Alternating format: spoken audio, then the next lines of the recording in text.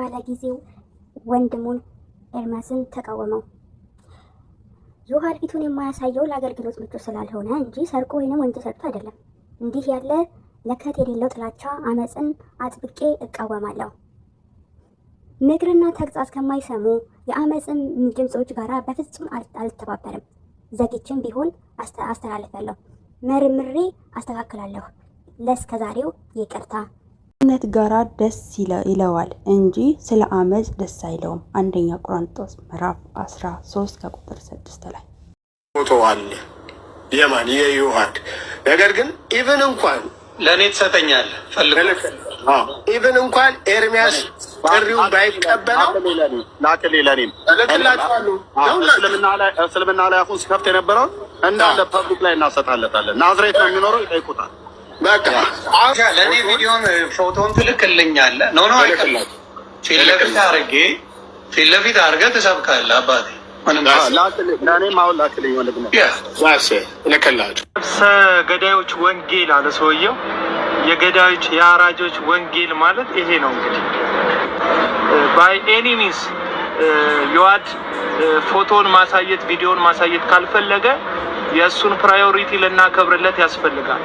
ከዛም ባለፈ ደግሞ ሀሳብን በሀሳብ መሞገት የማይችሉ የአንዳንድ እምነት ተከታዮች በሰዎች ላይ በሚያሳድሩት ተጽዕኖ ምክንያት ህይወቱን አደጋ ላይ መጣል ስላልፈለገ ወይም አገልግሎቱን በስውር ማገልገል ስለፈለገ የማገልገል መብቱ መከበር ሲገባው፣ አሁን ላይ ግን ኤርሚያስ እና ዮናስ ሙሉነህ እንዲሁም ደግሞ በዙሪያቸው ያሉ ጋሻ ጃግሬዎቻቸው የዮሐድ ፎቶ አለን፣ ለሙስሊሞች እንሰጣለን፣ አደባባይ ላይ እናሰጠዋለን፣ እንደፈለጉ ያደርጉት አይነት የሚል ሀሳብ በዚህ በሶሻል ሚዲያ ላይ ሲያስተላልፉ ተመልክተናል። ይሄ ፈጣን ይቅርታ የሚያስፈልግ ነውረኝነት ነው። ሰውን አሳልፎ መስጠት፣ ለሞት ለአደጋ እንዲዳረግ ማድረግ ከክርስቲያናዊ ስነ ምግባር የወደቀ ነው። ለዚህ ነው ፍቅር የላችሁም የምለው። የሚሰውር የሚሸሽግ ፍቅር የላችሁም። እናንተ የሰውን ገበናና ነውር የማስጣትን ኤክስፒሪየንስ ከዚህ በፊት አድርጋችኋል። የወንድማችንን አማን ሻሎምን ፎቶ አውጥቶ በማስጣት ጀግና የሚል ስም ስላገኛቸው አሁን የፕሮቴስታንቱ መታወቂያ እንደዚህ ሆኗል።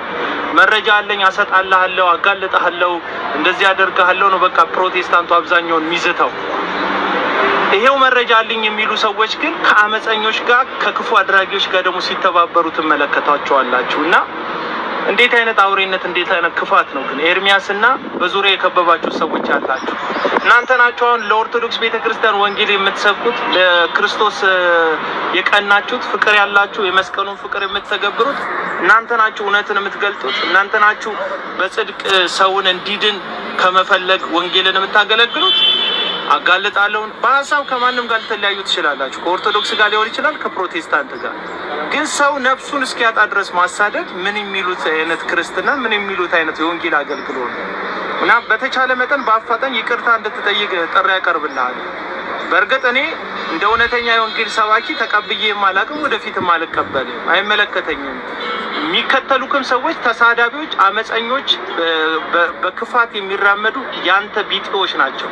በኮመንት ሴክሽን ላይ ዛቻ የሚዝቱ፣ ሰውን የሚያዋርዱ፣ ሰውን የሚሳደቡ ናቸው። ስነ ምግባር የጎደላቸው ናቸው እና በፍጥነት ይቅርታ እንድትጠይቅ አሁን አንተ ነህ ፕሮቴስታንትን ወክለህ ፕሮቴስታንት ሁሉ ኦርቶዶክስን ጠል እንደሆነ እንዲታሰብ እያደረግክ ያለው። እኛ ወንጌል አማኞች ኦርቶዶክሳውያን አንጠላቸው። የሀሳብ ልዩነት ሊኖረን ይችላል። በሰለጠነ መንገድ በመነጋገር በመቀራረብ ሊፈታ የሚችል ነው የሀሳብ ልዩነታችን እንጂ አንዳችን እስክንገድል ድረስ የምናሳደድበት ምንም አይነት የወንጌል ግራውንድ የለን። ወንጌል ስለሌላው መሞት እንጂ ሌላውን መግደል አይደለም። ይሄ የነፍሰ ገዳይ ወንጌልህን እዛው ትጥለዋል።